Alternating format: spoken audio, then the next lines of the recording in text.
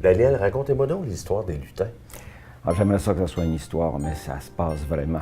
On est ici à Québec, loin du lac Saint-Jean, puis pourtant, il y a 3 ans, les lutins, après avoir fini les cadeaux de Noël, ont décidé de chacun s'en aller dans des familles, là où il y avait des enfants, même quelquefois dans des familles sans enfants, et ont commencé à faire des mauvais coups la nuit. La nuit, les lutins, quand personne ne les voit, descendent dans les pièces et font des mauvais coups.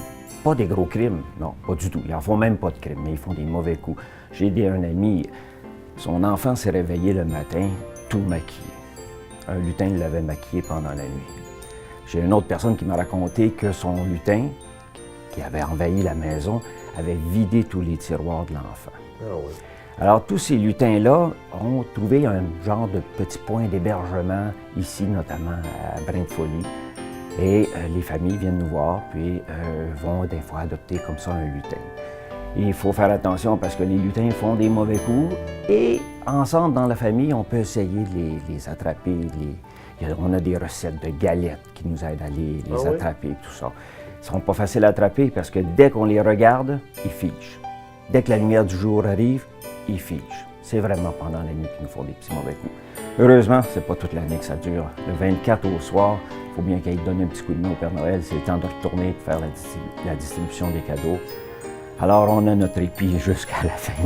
Heureusement. Oui, heureusement. Merci, Daniel. On va aller rejoindre Mali qui va nous parler un petit peu de Brinque-Folly. D'accord, elle va pouvoir vous montrer les mauvais coups peut-être aussi.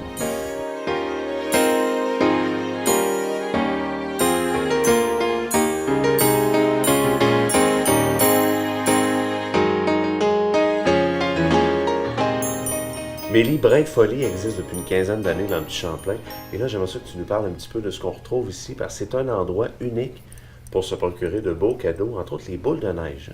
Oui, c'est ça. En fait, les boules de neige, ils font de la musique aussi. Puis, il y en a pour Noël, il y en a pour toutes les occasions dans la vie en général, pour les mariages, pour les naissances, pour les baptêmes.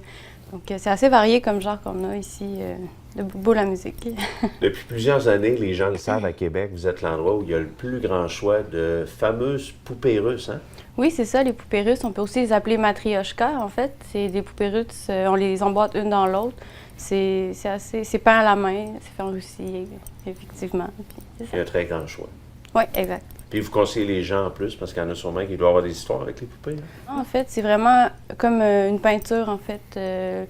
Les gens, ils font des peintures dessus, puis ça va avec leur inspiration du moment, j'imagine. Il y a aussi les fameux sacs qu'on peut se procurer ici. Oui, les sacs, les sport sacs, les Tokidoki. En fait, ça, c'est des collections uniques qu'on a ici à Québec.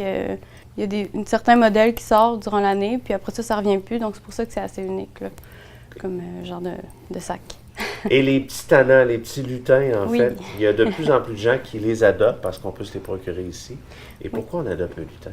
En fait, c'est ça, les lutins font des mauvais coups en attendant le 24 décembre. Donc, on les achète pour les mettre à la maison. Puis, c'est ça, durant la nuit, pendant que les enfants dorment, ils font des mauvais coups.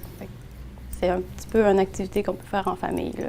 Ça met de la vie, en fait. En effet. Et vous autres, vous êtes contents parce qu'on les adopte de plus en plus, donc ça Ouais. vous fait un petit peu moins de tannants ici sur place. Oui, parce qu'ils sont très tannants à la boutique. Oui, Là. hein. Ouais. Durant qu'on n'est pas là, la nuit, le lendemain, on arrive, puis c'est le bordel. C'est bon. Alors, en terminant, on va dire aux gens que Brinque-Folly, c'est un endroit unique à Québec, dans le petit Champlain. Ouais. Quelle adresse? Au 38 boulevard Champlain, juste à côté du Cochon d'Ingue. Parfait. Merci beaucoup, Mélie. Ça fait plaisir.